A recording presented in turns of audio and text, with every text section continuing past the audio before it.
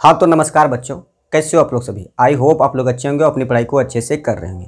तो देखिए आज के इस वीडियो लेक्चर में मैं आप लोगों को प्रश्नावली 1.4 का तीसरा नंबर सवाल का सॉल्यूशन कराने वाला हूँ, क्योंकि इससे पहले मैंने 1 नंबर और 2 नंबर के सवाल का सॉल्यूशन करा रखा है। ठीक है, अगर आप लोगों में से किसी ने उस सब वीडियो को नहीं देखा है तो उस सब वीडियो का लिंक आपको डिस्क्रिप्शन में मिल जाएगा। अदरवाइज आपको इस चैप्टर का प्लेलिस्ट भी मिल जाएगा। ठीक है, यानी सेपरेट प्लेलिस्ट मैंने बना रखा है। चाहे तो आप प्ले लिस्ट से इस वीडियो को देख सकते हैं, अदरवाइज आप डिस्क्रिप्शन से भी जाके देख सकते हैं। ठीक है, तो देखिए तीसरा नंबर क्वेश्चन क्या है कि कुछ वास्तविक संख्या के दशमलव प्रसार नीचे दर्शाए गए हैं। प्रत्येक स्थिति के लिए निर्धारित कीजिए कि यह संख्या परिमेय संख्या है या नहीं। यदि ये परिमेय संख्या है और p/q के रूप की है तो q के अभाज्य गुणनखंडों के बारे में आप क्या कह सकते हैं। ठीक है, अब यहाँ देखो 3 सवाल दिया गया है। ठीक है, अब तीनों सवाल में बताना है, क्या बताना है कि ये तीनों क्या है, वास्तविक संख्या है। ठीक है, और इसका दशमलव प्रसार नीचे दिया गया है, यानी नीचे है हम लोग के पास। ठीक है, अब इस स्थिति में बताना है कि ये संख्या परिमेय है या फिर नहीं है। ठीक है, अब जब ये संख्या परिमेय हो जाएगा तो फिर हम लोग को q का अभाज्य गुणनखंड के बारे में बताना है। ठीक है, तो देखिए यहाँ सबसे पहले एक तो क्या टर्म आया, परिमेय संख्या। क्या आया, परिमेय संख्या। ठीक है, तो सबसे पहले हम लोग परिमेय संख्या के बारे में जान लेते हैं कि परिमेय संख्या कहते हैं किसको है। ठीक है, देखिए परिमेय संख्या वैसी संख्या जिसे हम लोग p/q के रूप में लिख सकते हैं। यानी परिमेय संख्या किसे कहते हैं कि जिसे हम लोग p/q के रूप में लिख सकते हैं, इसे ही परिमेय संख्या बोला जाता है। ठीक है, अब देखो परिमेय संख्या उसे ही बोलते हैं जिसे कि हम लोग p/q के रूप में लिख सकते हैं। ठीक है, जैसे देखो कि p/q में जैसे कि यहाँ अगर 2/5 लिख दें तो ये क्या है, परिमेय संख्या। मीन्स 5 से हम लोग को ये क्या है, परिमेय संख्या। ठीक है, अब यहाँ देखना है कि 5 से जो 2 में भाग लगाएंगे।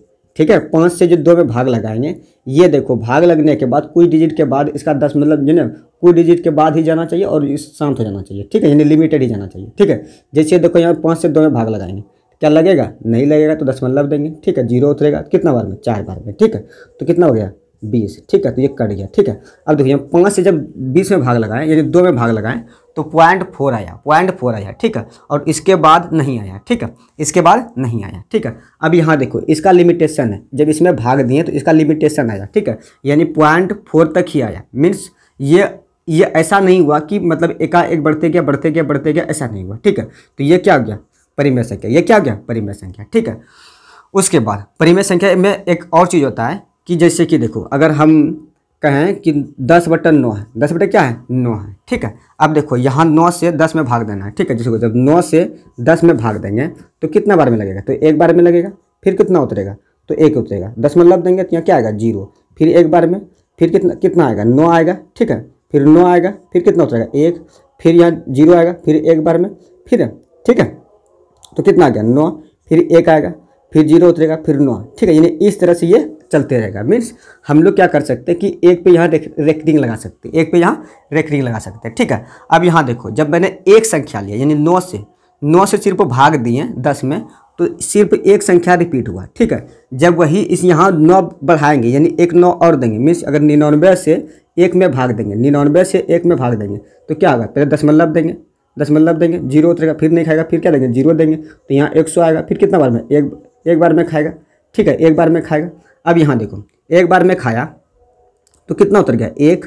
ठीक है, फिर 0 देंगे, नहीं खाएगा, फिर 0 देंगे, फिर कितना होगा, 0। फिर 1 बार में, ठीक है, फिर 99 हो जाएगा। ठीक है, अब इसको घटाएंगे कितना हो जाएगा, 1 हो जाएगा, इसको फिर कट जाएगा, फिर 0 उतारेंगे, फिर यहाँ 0 देंगे, फिर यहाँ 0 उतरेगा, फिर 99 बार में। ठीक है, तो देखो जब मैंने 1 9 लिया था तो एक ही संख्या रिपीट हो रहा था। ठीक है, जब मैंने 2 9 लिया, ठीक है, यानी 99 से भाग दिए यानी 99 से भाग दिए तो यहाँ देखो 2 संख्या रिपीट हुआ। मीन्स 2 संख्या पे हम लोग रेकरिंग कर सकते हैं। ठीक है, ठीक उसी तरह अगर मान के चलो जितना संख्या पे रेकरिंग होगा मीन्स उतना ही 9 नीचे होगा। ठीक है, जितना संख्या पे रेकरिंग होगा उतना ही 9 नीचे होगा। जैसे देखो यहाँ 2 संख्या पे रेकरिंग था तो 2 9 नीचे आया, यहाँ 1 संख्या पे रेकरिंग है तो 1 9 नीचे आया। ठीक है, ठीक उसी प्रकार जितना 9 मतलब जितना संख्या पे रेकरिंग रहेगा उतना ही 9 नीचे आएगा। ठीक है, आई होप आप लोगों को ये चीज़ समझ में आया होगा। ठीक है, अब देखो ये तो क्या परिमेय संख्या, ये क्या गया, परिमेय संख्या।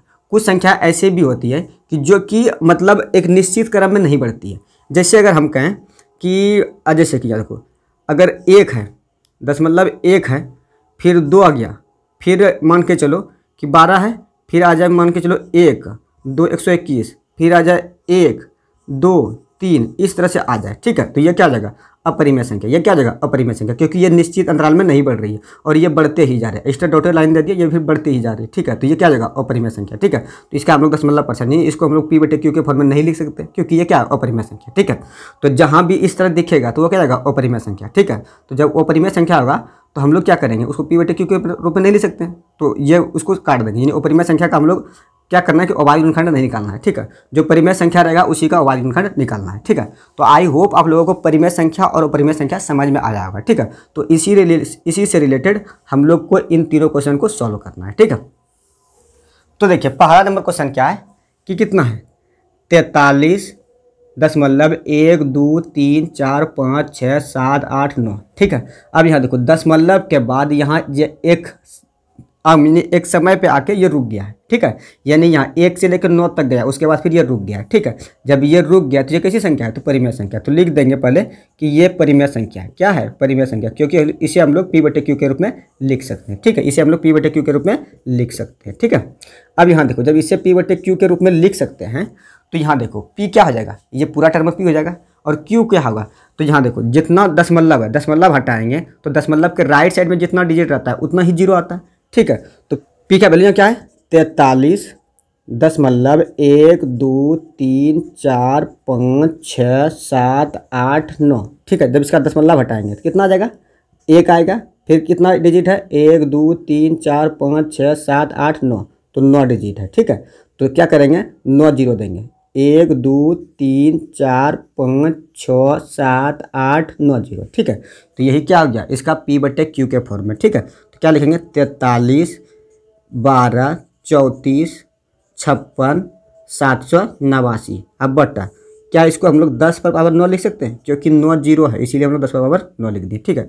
तो यही क्या हो गया, अभाज्य गुणनखंड, ठीक है। यानी इसको अब हम लोग चाहे तो इस तरह भी लिख सकते हैं। देखो जैसे कि क्या है, 43 12 34 56 789, और इसको चाहे तो देखो 10 को हम लोग 2 गुना 5 में तोड़ सकते हैं, तो 2 पर पावर 9 हो जाएगा और 5 पर पावर 9 हो जाएगा, ठीक है। तो ये क्या गया, अभाज्य गुणनखंड, ये क्या गया, अभाज्य गुणनखंड, ठीक है। तो आई होप आप लोगों को ये चीज़ समझ में आया होगा, ठीक है। तो यही क्या गया, आंसर हो गया, ठीक है। उसके बाद देखो दूसरा नंबर क्वेश्चन क्या है। दूसरा नंबर क्वेश्चन देखो कि कितना है, 0.120, फिर 1 2 डबल जीरो आ गया, फिर 1 2 ट्रिपल जीरो आ गया। इस तरह से ये बढ़ते रहा है, इस तरह से ये बढ़ ही रहा है। तो क्या ये परिमेय संख्या होगा, नहीं। तो क्या होगा, ये अपरिमेय संख्या होगा, ठीक है। तो जब अपरिमेय संख्या है तो हम लोग इसे पी बटे क्यू के रूप में नहीं लिख सकते, पी बटे क्यू के रूप में नहीं लिख सकते, ठीक है। तो ये अपरिमेय संख्या आ गया, ठीक है। उसके बाद देखो तीसरा नंबर क्वेश्चन क्या है, कितना है, 43.123456789, ठीक है। और इस पर रेकरिंग है, मीन्स यही संख्या बार बार रिपीट हो रहा है, यही संख्या बार बार रिपीट हो रहा है। अभी मैंने जस्ट कराया कि जितना संख्या पर रेकरिंग होगा उतना ही नो नीचे आएगा, ठीक है। तो ये क्या है, पहले तो ये परिमेय संख्या है, कैसी संख्या है, तो परिमेय संख्या है। अब देखो जब ये परिमेय संख्या है तो इसे हम लोग पी बटे क्यू के रूप में लिख सकते हैं। तो देखो जब पी बटे क्यू के रूप में लिख सकते हैं तो पी का वैल्यू कितना हो जाएगा, 43.123456789। अब कितना पे रेकरिंग है, तो 9 पे, कितना 9 आ जाएगा नीचे, तो 9 9, ठीक है, 9 9। चाहे तो हम लोग इसको इस तरह भी लिख सकते हैं, 9 पर पावर 9, ठीक है, 9 पर पावर 9, ठीक है। तो यही क्या हो गया, इसका फैक्टर, ठीक है। तो यही क्या हो गया, आंसर हो गया, ठीक है। तो ये था तीसरा नंबर सवाल, ठीक है। तो क्या आप लोगों को ये तीसरा नंबर सवाल समझ में आया? अगर समझ में आया तो कमेंट करो, यस गुरुजी ये तीसरा नंबर सवाल हम लोगों को भली भांति समझ में आ गया, ठीक है। और इससे रिलेटेड अगर मान लीजिए कोई बुक अगर और बनाते हैं तो और भी हम लोग सवाल इसको इससे रिलेटेड बना सकते हैं, ठीक है। तो चलो अगर ये चीज़ आप लोग को समझ में आ गया होगा, ठीक है। तो चलो आज के लिए इतना ही रखते हैं, ठीक है। मिलते हैं अगले वीडियो में, तब तक के लिए बाय बाय।